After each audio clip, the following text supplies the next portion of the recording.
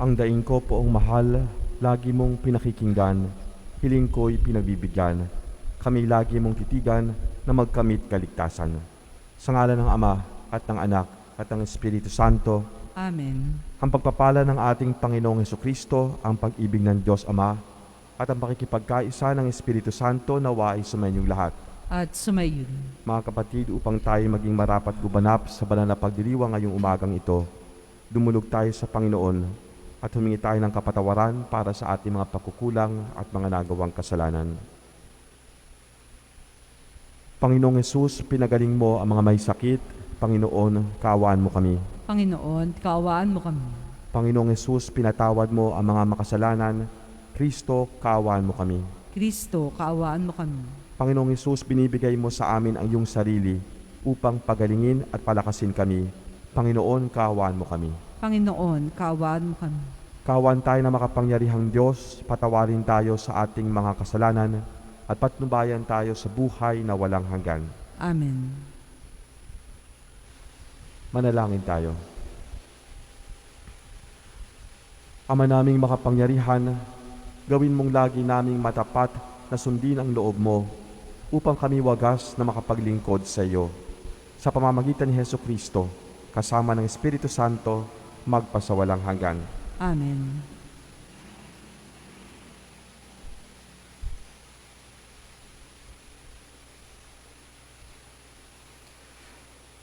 Pagbasa mula sa sulat ni Apostol San Pablo sa mga taga-Efeso.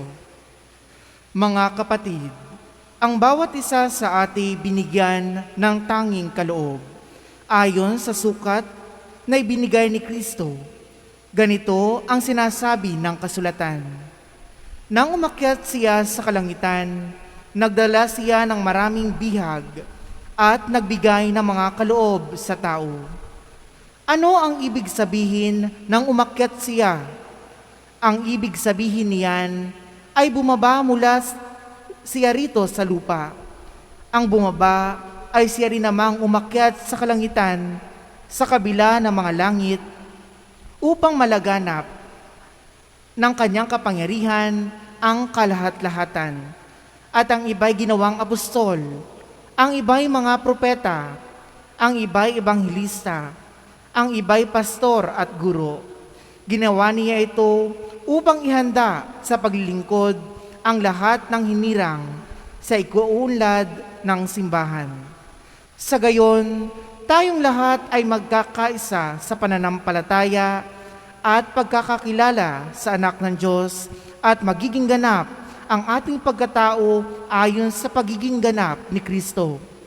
Hindi tayo matutulad sa mga batang nadadala ng bawat aral, parang sasakyang dagat na sinisiklot-siklot ng mga alon at tinatangay ng hangin. Hindi na tayo malilinglang na mga taong ang hangad ay ibulid tayo sa kamalian. Manapay sa pamamagitan ng pagsasalita ng katotohanan sa diwa ng pag-ibig, magiging ganap tayo kay Kristo na siyang ulo. Sa pamamagitan niya'y mabubuo ang katawan mula sa pagiging pinag-ugnay-ugnay ng kasuan. At kung maayos, gumaganap na tungkulin ang bawat bahagi. Ang buong katawan ay lalaki at lalakas sa pamamagitan ng pag-ibig. Ang salita ng Diyos. Salamat sa Diyos. Masaya tayong papasok sa tahanan ng Poong Diyos. Masaya tayong papasok sa tahanan ng Poong Diyos. Ako ay nagalak sa sabing ganito, sa bahay ng Poon ay pumasok tayo. Sama-sama kaming matapos sapitin ang pintuang lungsod nitong Jerusalem. Masaya tayong papasok sa tahanan ng Poong Diyos. Yaong Jerusalem, kay ganda ng anyo, maganda ang ayos ng muling matayo. Dito umahon ang lahat ng angkan, lipi ni Israel upang magsambahan. Masaya tayong papasok sa tahanan ng Poong Diyos. Ang hangad ng Poon ay pasalamatan, pagkat ito'y utos na dapat gampanan. Doon din naroroon ang mga hukuman at trono ng haring hahatol sa tanan. Masaya tayong papasok sa tahanan ng poong Diyos. Magsitayo po. Aleluya, aleluya. Hindi nais ng may kapal na salari parusahan, kundi siya'y magbagong buhay. Aleluya, aleluya.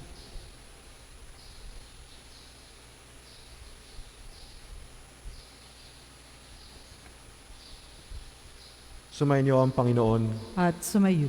Ang mabuting balita ng Panginoon ayon kay San Lucas. Papuri sa iyo, Panginoon. Dumating noon ang ilang mga tao at ibinalita kay Jesus na ipinapatay ni Pilato ang ilang Galileo, samantalang ang mga ito'y naghahandog sa Diyos. Sinabi niya sa kanila, akala ba ninyo higit na makasalanan ang mga Galileyong ito kaysa ibang mga taga-Galilea dahil sa gayon ang sinapit nila? Hindi. Ngunit sinasabi ko sa inyo, kapag hindi ninyo pinagsisihan at tinalikdan ang inyong mga kasalanan, mapapahamak din kayong lahat. At ang 18 namatay nang mabagsakan ng tore sa Siloe, sa akala ba ninyo higit silang makasalanan kaysa ibang naninirahan sa Jerusalem? Hindi. Ngunit sinasabi ko sa inyo, kapag hindi ninyo pinagsisihan at tinalikdan ang inyong mga kasalanan, mapapahamak din kayong lahat. Sinabi sa kanila ni Jesus ang talinhagang ito. May isang tao na may puno ng igo sa kanyang ubasan. Minsan, tinignan niya kung may bunga ito, ngunit wala siyang nakita. Kaya't sinabi niya sa tagapag-alaga ng ubasan, 3 taon na akong pumaparito at naghahanap ng bunga sa punong ito, ngunit wala akong makita. Putulin mo na, nakasisikip lang yan. Ngunit sumagot ang tagapag-alaga, huwag po muna nating putulin sa taong ito. Huhukayan ko ang palibot at lalagyan ng pataba. Kung mamunga po ito sa darating na taon, mabuti. Kung hindi, putulin na natin. Mga kapatid, na mabuting balita ng ating kaligtasan. Pinupuri ka namin, Panginoong Hesukristo. Magandang umaga po sa inyong lahat. Sa ating pong ebanghelyo ngayong umaga, mayroon pong binabanggit na 2 pangyayari. Unang-una po yung pagpapatay ni Pilato sa ilang taga-Galilea at ikalawa ang pagbagsak ng tore sa Siloe na kinamatay ng ilang katao. At kapwa po itong dalawang ito na kalamidad. No? Ang isa ay isang politikal na kalamidad, samantalang isa naman ay natural. No? Ngayon po, ayon po sa tradisyonal na pag-iisip o pag-unawa o pangangatwiran na makikita rin sa lumang tipan, nangyayari po sa isang tao kung ano yung nararapat na mangyari sa kanya. Kumbaga, inaani lamang niya yung kanyang pinunla, yung kanyang tinanim.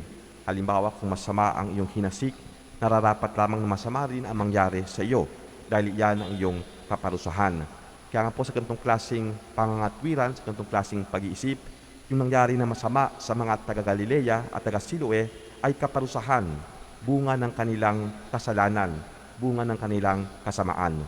Subalit mga kapatid, ito po mismong pag-iisip na ito pong mismong pangangatwiran na ito, ang siyang nilalabanan ni Jesus sa ating ebanghelyo ngayon.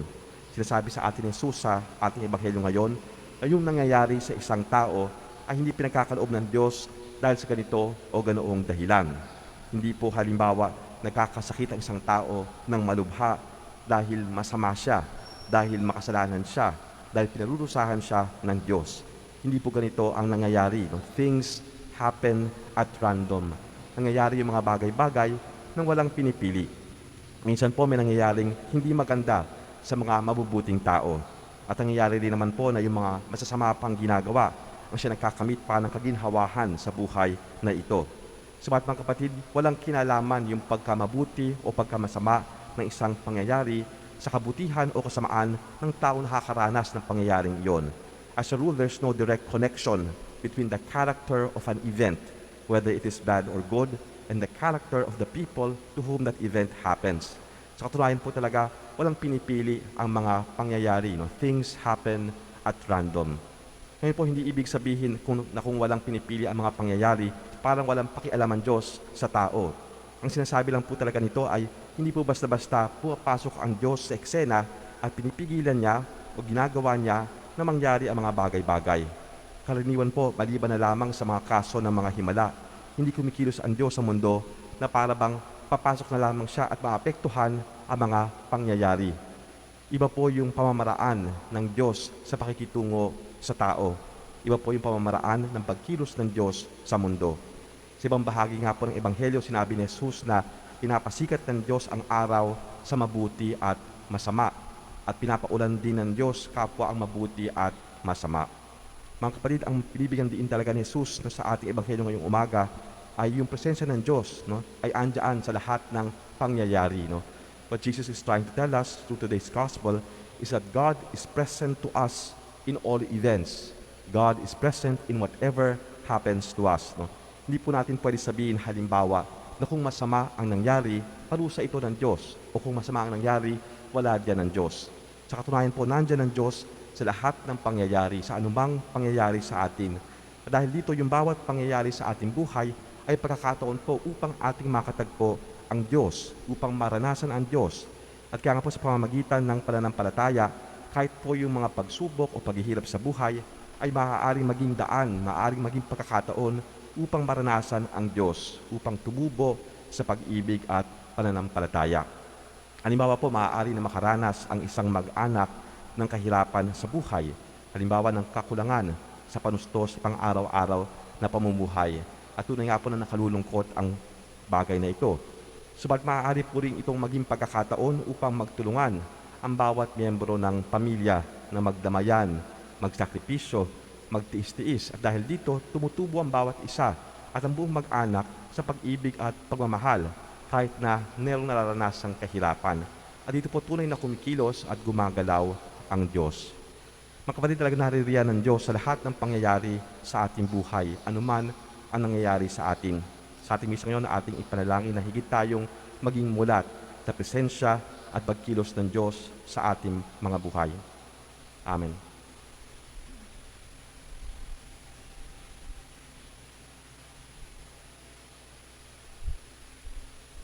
Magsitayo. Ang Diyos ay mapagtiis at mulat sa ating mga paghihirap. Manalangin tayo sa Kanya upang tulungan niya tayo sa daan ng pagbabago at pagbabalik loob. Sa bawat kahilingan ng ating tutugon, Panginoon, dinggin mo ang aming panalangin. Panginoon, dinggin mo ang aming panalangin. Ang mga pinuno ng simbahan naway humikayat sa atin sa mas maalab na debosyon kay Kristo. Manalangin tayo sa Panginoon. Panginoon, dinggin mo ang aming panalangin. Ang ating mga komunidad naway makamit ang bunga ng sama-samang pananalangin at pagbabalik loob at harapin ang luklukan ng paghahatol ng Diyos ng may katapatan ng puso at kababaan ng loob. Manalangin tayo sa Panginoon. Panginoon, dinggin mo ang aming panalangin. Ang mga taong may pusong hungkang at nanlalamig naway mapag-alab natin. Manalangin tayo sa Panginoon. Panginoon, dinggin mo ang aming panalangin. Ang mga nagdurusa, naway magkaroon ng lakas na tumawag sa Panginoon na malapit sa atin.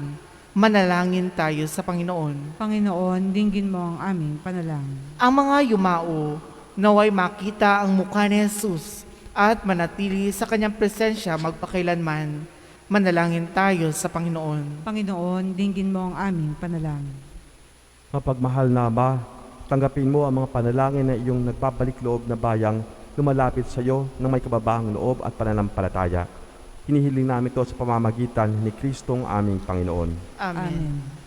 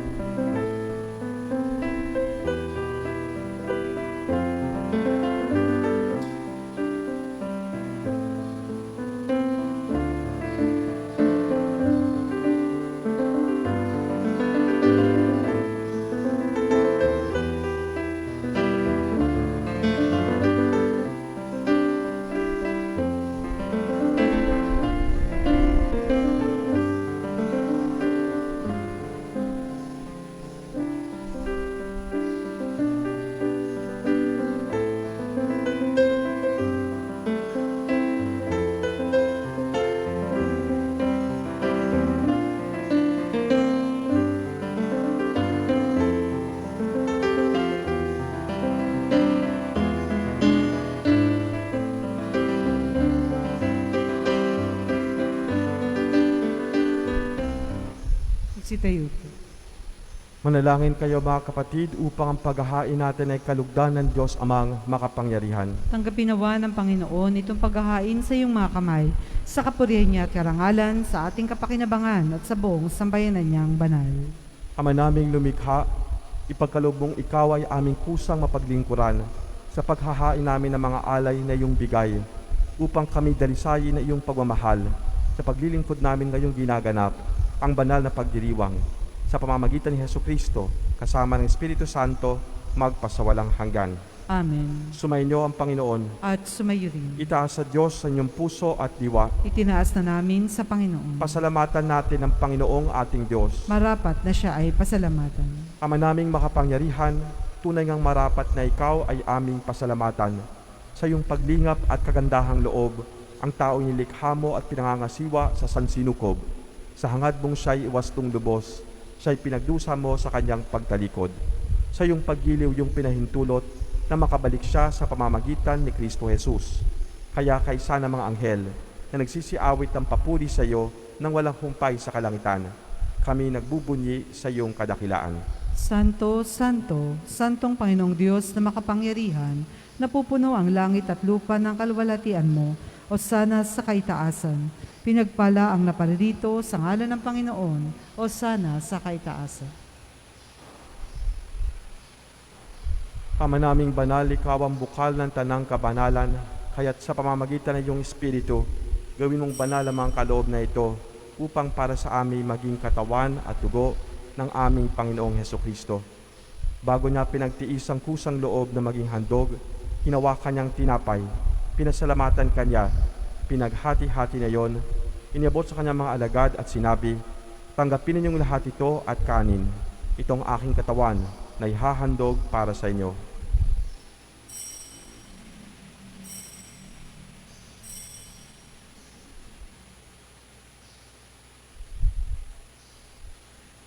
Gayon din naman nung matapos ang hapunan, hinawakan niya ang kalis. Muli kanyang pinasalamatan. Iniabot niya ang kalis sa kanyang mga alagad at sinabi, tanggapin ninyong lahat ito at inumin. Ito ang kalis ng aking dugo, ng bago't walang hanggang tipan. Ang aking dugo na ibubuhos para sa inyo at para sa lahat sa ikapagpapatawad ng mga kasalanan. Gawin ninyo ito sa pag-alala sa akin.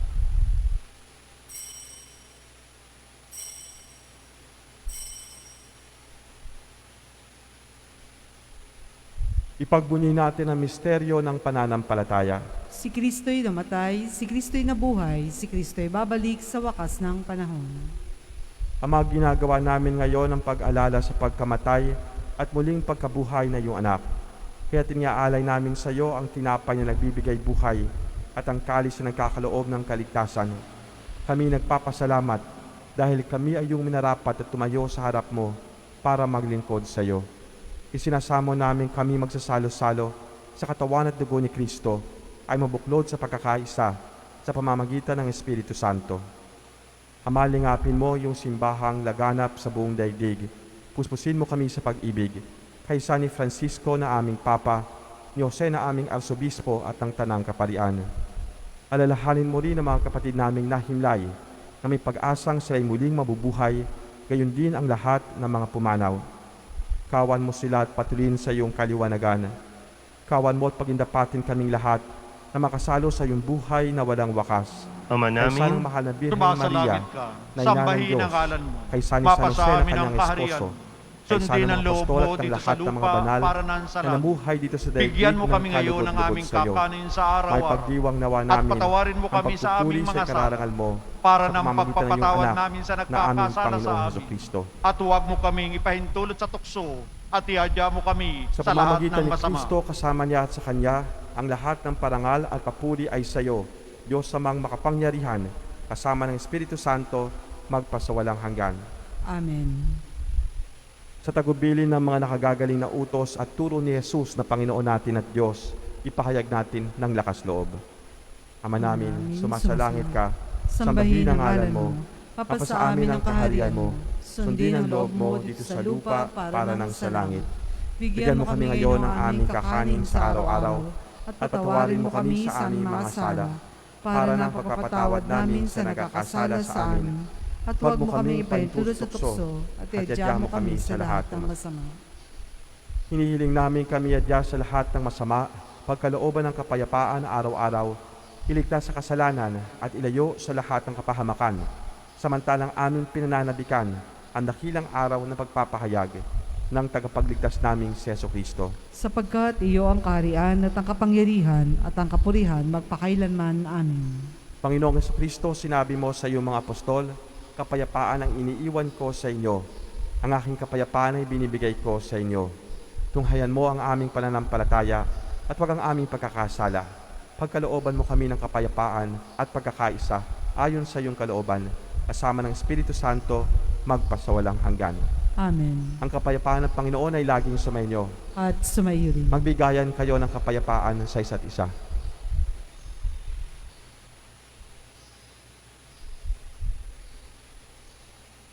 Kordero ng Diyos na nag-aalis ng mga kasalanan ng sanlibutan, maawa ka sa amin. Kordero ng Diyos na nag-aalis ng mga kasalanan ng sanlibutan, maawa ka sa amin. Kordero ng Diyos na nag-aalis ng mga kasalanan ng sanlibutan, ipagkaloob mo sa amin ang kapayapaan.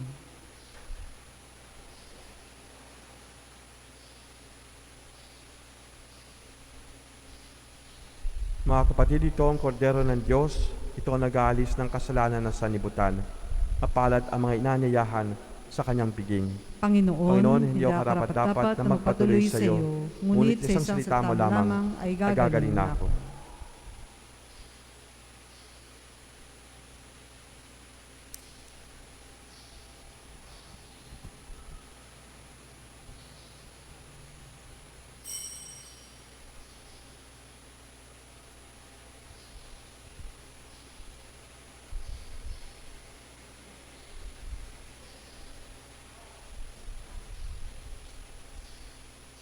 Katawan ni Kristo,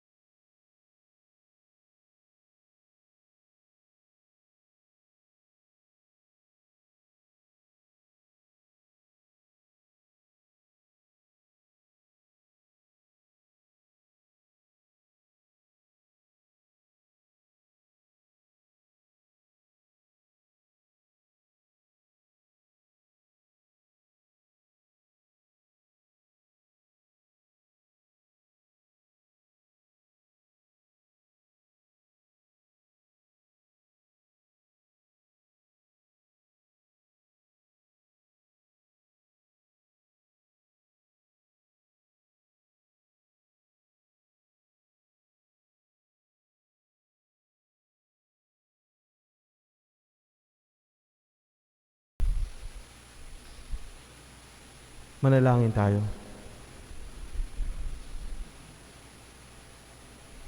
Ama naming mapagmahal, gawin mong sa aming banal na pakikinabang, kami ngayon ay iyong matulungan at mahubog para mamuhay sa kalangitan.